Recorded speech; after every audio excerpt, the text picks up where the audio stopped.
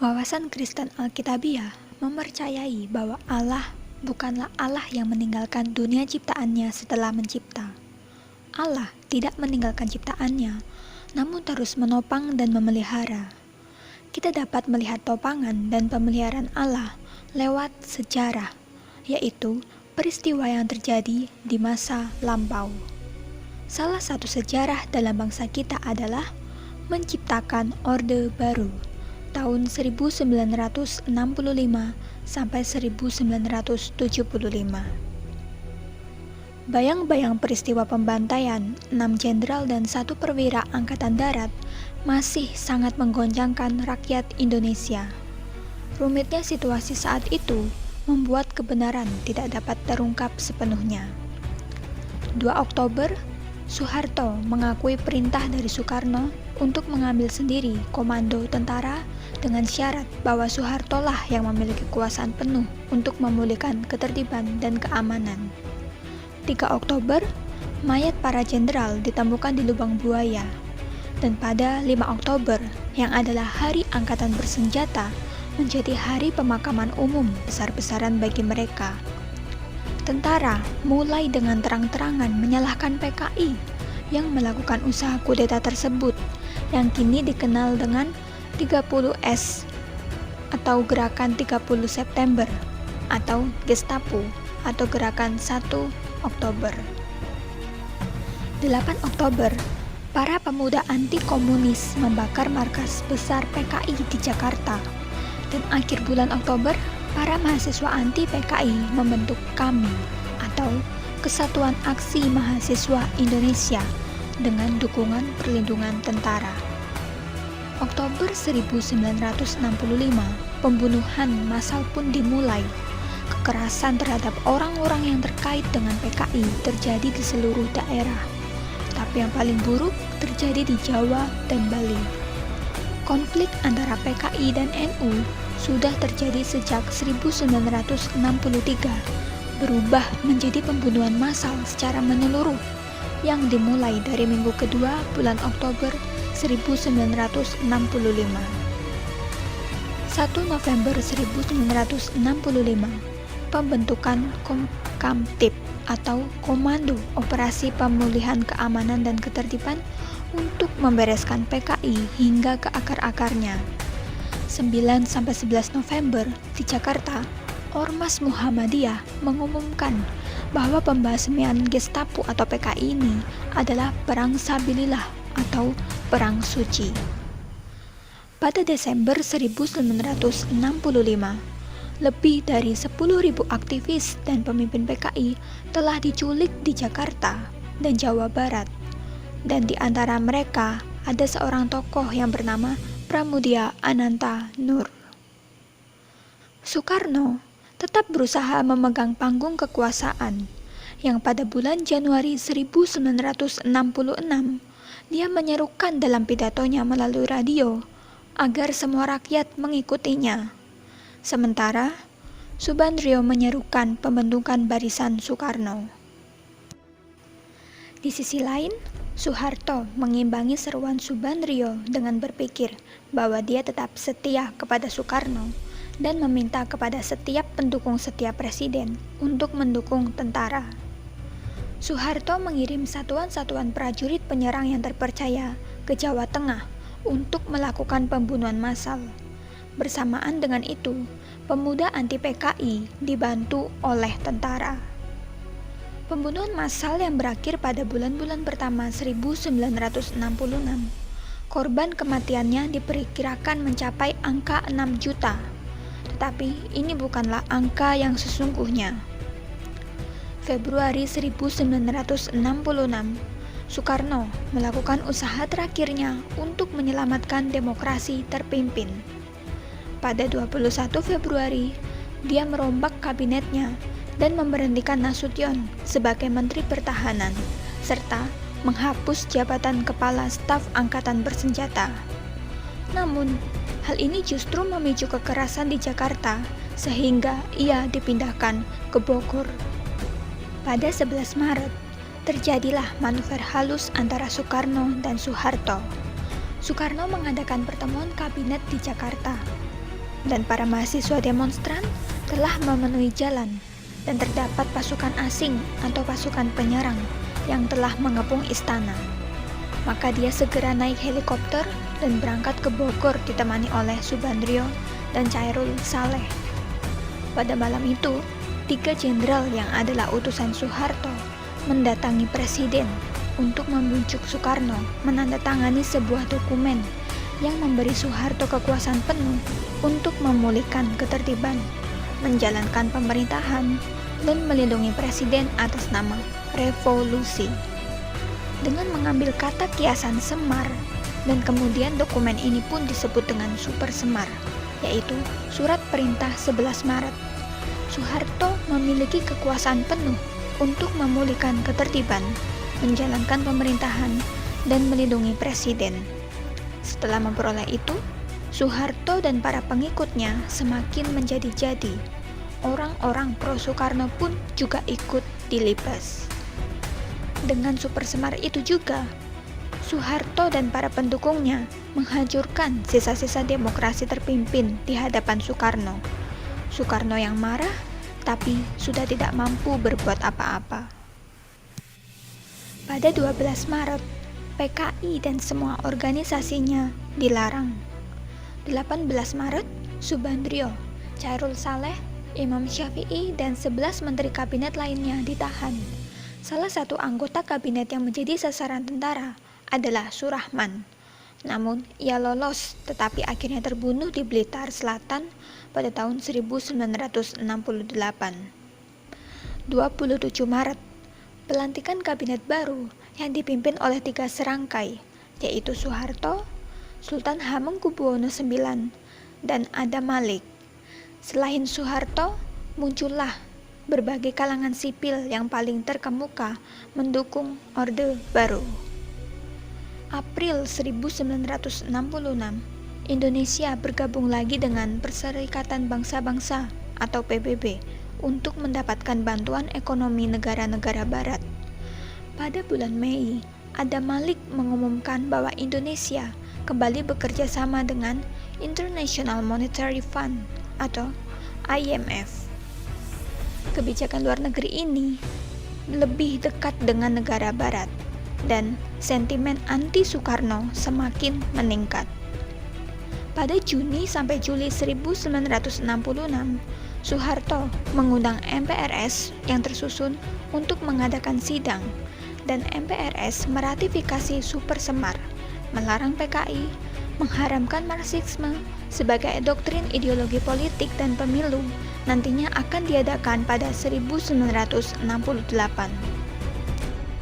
Di lain sisi, pendukung Soekarno ingin menculik Soekarno dan mendorong Soekarno untuk melakukan perlawanan terhadap Soeharto. Tetapi usaha tersebut gagal dikarenakan Soekarno tidak mau terjadi perang saudara. Akhirnya, Soekarno pensiun secara de facto dan menjadi tahanan rumahan di Istana Presiden Bogor. Januari 1967, Soekarno semakin yakin bahwa ini adalah sebuah kudeta yang tidak diketahuinya. 7 Maret, terjadilah sidang beristimewa MPRS yang ke-33. Hasilnya adalah penarikan mandat Soekarno atas segala kekuasaannya dalam pemerintahan Indonesia dan mengangkat Soeharto sebagai presiden. 12 Maret, pelantikan Presiden Soeharto oleh Ketua MPRS Jenderal Abdul Haris Nasution yang menandai dimulainya Orde Baru. Pada tahun yang sama, isu-isu dan serangkaian kekerasan agama mulai muncul. Soeharto mengutuk keras setiap kekerasan agama, dan pada saat itu, jika terjadi kekerasan agama, tidak segan-segan militer akan ikut ambil andil. Pada Agustus 1967, dibentuklah ASEAN. Selanjutnya, langkah-langkah untuk memulihkan negara segera diambil, yaitu kerjasama dengan luar negeri, dibentuknya mafia Berkeley, dan pembentukan IGGI atau Intergovernmental Group on Indonesia atau Kelompok Antar Pemerintah bagi Indonesia, yang merupakan sebuah kelompok internasional yang didirikan oleh Amerika Serikat untuk mengkoordinasi dana bantuan multilateral kepada Indonesia. Kerajaan bisnis yang dijalankan pemimpin Orde Lama diambil alih oleh Orde Baru, baik kalangan birokrat dan militer Indonesia. Modal swasta semakin mengalir masuk. Elit negara ini berbisnis dengan para cukong Tionghoa karena akses untuk modal, kelihayan dalam berdagang, dan ketidakberdayaan mereka kepada politik. Kekayaan mengalir deras ke elit Indonesia dan keluarga para cukong. Perubahan ekonomi terjadi secara drastis. Inflasi menurun dan pertukaran mata uang asing yang dibebaskan. Kurs rupiah mengambang. Pengusaha luar dan para cukong yang memiliki akses luar negeri dengan meraih keuntungan yang sebesar-besarnya, serta menggeser keuntungan bagi pengusaha pribumi. Pribumi kesulitan mendapatkan investor. Kepercayaan pemerintah pada suku bunga yang tinggi untuk menahan inflasi membuat pengusaha tidak punya akses ke modal asing. Pribumi merasa terpukul dan tersingkirkan dari bisnis mereka secara tradisional, seperti bisnis tekstil, makanan, minuman, dan rokok kretek. Tionghoa lebih berhasil karena mereka memiliki akses dan berdagang lebih murah. Hal ini menjadi pertanyaan bagi warga atau pengusaha pribumi yang anti-komunis, dan mereka juga tergolong Islam yang taat, serta mendukung Soeharto. Apakah sebenarnya Orde Baru ingin memulihkan rakyat atau hanya untuk kepentingan diri mereka sendiri? Di satu sisi, pengangguran dan kurangnya lahan pekerjaan semakin meningkat. Penyalahgunaan kekuasaan oleh rezim Soeharto semakin dikritik oleh rakyat, dan rakyat berdemo meminta penurunan harga serta korupsi dihentikan.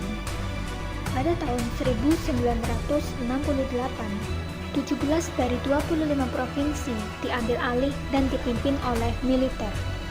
Dan pada bulan Maret, pada saat itu juga, MPRS mengadakan sidang dan memilih Soeharto untuk menjabat sebagai presiden 5 tahun lagi.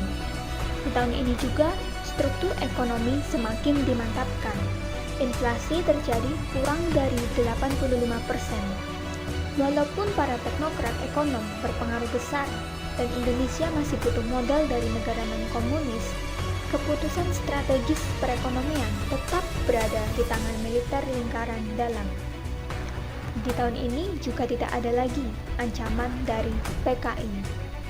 1 April, dilaksanakanlah rencana pembangunan 5 tahun yang pertama kali atau disebut dengan Repelitas 1, yaitu pembangunan di bidang pertanian. Rencana dalam tahun 1969 sampai 1974. Pada tahun 1969, ini adalah tahun terakhir transisi Orde Lama ke Orde Baru. Stabilitas ekonomi terjadi karena inflasi terjaga. Stabilitas ekonomi juga diprogramkan dalam Repelitas 1. Pemerintah juga mampu menyelesaikan masalah dengan Irian Barat yang disponsori oleh Perserikatan Bangsa-Bangsa, dengan hasilnya bahwa daerah tersebut masuk ke negara Indonesia. Pada tahun ini juga, lebih dari setengah dari keseluruhan bupati dan wali kota adalah militer. Tahun 1970, pendukung setia Soeharto menguasai angkatan darat dan militer semakin terpusat. Namun, perselisihan antar faksi tidak terlalu terlihat oleh pengamat luar. Pada bulan Februari, semua pegawai pemerintahan harus setia kepada pemerintah dan dilarang masuk ke partai lain selain Golkar. Tahun 1971, Golkar menang pada pemilu Juli. Pemerintah tidak melihat ini sebagai politik yang sudah dikendalikan, namun hanya sebagai justifikasi dalam mengubur partai lama yang ada. Pada tahun 1973, MPR yang baru terbentuk bersidang kembali dan memilih Soeharto sebagai presiden untuk kedua kalinya selama 5 tahun. Pada bulan Oktober, revolusi harga minyak dan Indonesia menjadi anggota OPEC. Terjadilah banyak perubahan yang signifikan. Janji Orde Baru bahwa pembangunan akan meningkatkan taraf kesehatan dan kesejahteraan rakyat masih belum terbukti. Di sisi lain, elit pemerintah jelas sekali memanfaatkan pembangunan ekonomi untuk keuntungan diri mereka sendiri. Demikianlah kisah menciptakan Orde Baru pada tahun 1965 sampai 1975. Mungkin sebagian dari kita atau orang tua kita masih merindukan pemerintahan Orde Baru. Namun generasi milenial seperti kita mungkin tidak banyak tahu tentang zaman ini, apalagi tidak pernah diajarkan di sekolah. Maka kali ini kita akan membahas hal yang tidak pernah diajarkan di sekolah. Kita pasti pernah mendengar tentang G30 SPKI. PKI memang menjadi noda merah dalam sejarah negara ini. Tapi tahukah kamu bahwa G30 SPKI merupakan bagian dari upaya Soeharto mengkudeta pemerintahan Soekarno? Benedict Anderson, seorang Indonesianis dari Cornell University, mengatakan bahwa PKI dan Soekarno merupakan korban tragedi yang bermula dari perebutan kekuasaan di internal militer. Pasca keluarnya surat perintah 11 Maret, Soeharto mengambil alih kekuasaan dari tangan Soekarno dan memimpin operasi besar-besaran untuk menumpas PKI. General Suharto and the army now plan his downfall and the complete takeover of government. Ada beberapa versi Super Semar yang kontroversial. Versi pertama menyebutkan tak pernah ada transfer kekuasaan dari Soekarno kepada Soeharto. Sementara versi yang lain menyebutkan bahwa Soekarno memberikan kuasa penuh kepada Soeharto. Banyak pembantaian yang terjadi bukan hanya kepada aktivis PKI, tetapi juga kepada rakyat biasa. Korban meninggal berjumlah kurang lebih 1 juta jiwa. Sedangkan menurut Sarwo Ede Wibowo, terdapat lebih dari 3 juta orang yang terbunuh. Peristiwa ini merupakan salah satu kejahatan genosida terburuk sepanjang sejarah. International People's Tribunal menyatakan peristiwa ini sebagai crime against humanity atau kejahatan terhadap kemanusiaan. Pemerintah Indonesia dinyatakan bersalah dalam tragedi ini. Di tahun berikutnya, anggota dan para petinggi Lekra atau Lembaga Kebudayaan Rakyat seperti Pramudia Anantatur, Rifai Apin, Sitor Sitomorang, dan lain-lain diculik, dipenjara, bahkan disiksa. Tidak sedikit pula aktivis perempuan yang diperkosa dan dibunuh pada masa itu. Rakyat yang tertangkap juga disiksa, dibunuh atau dipenjara.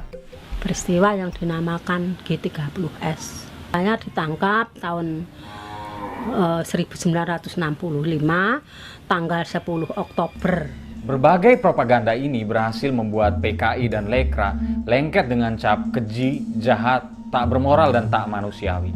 Padahal ini adalah cara Soeharto untuk menyingkirkan lawan politiknya.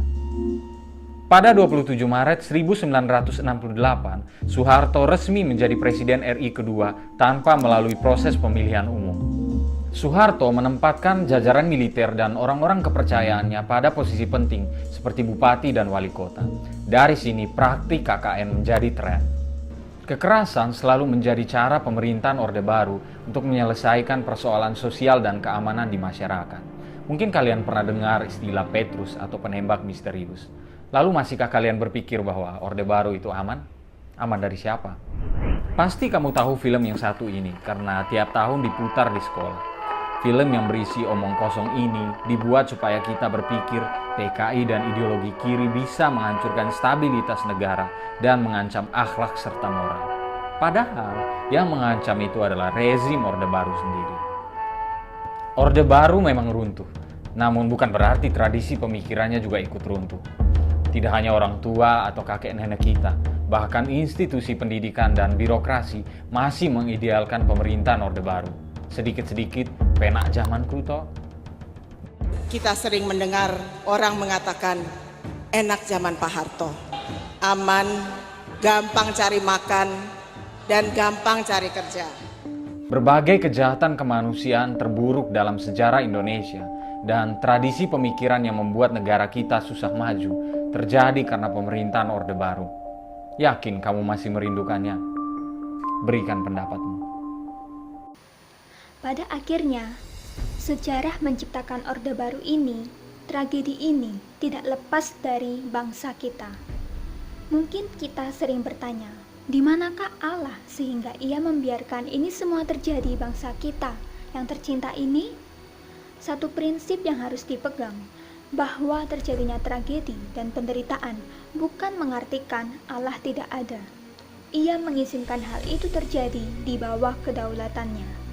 Kita juga mengamini bahwa melalui sejarah bangsa Indonesia yang sedemikian rupa, yaitu memiliki pemerintahan yang tidak baik, disitulah Allah juga tetap menunjukkan kedaulatan dan pemeliharaannya bagi bangsa kita.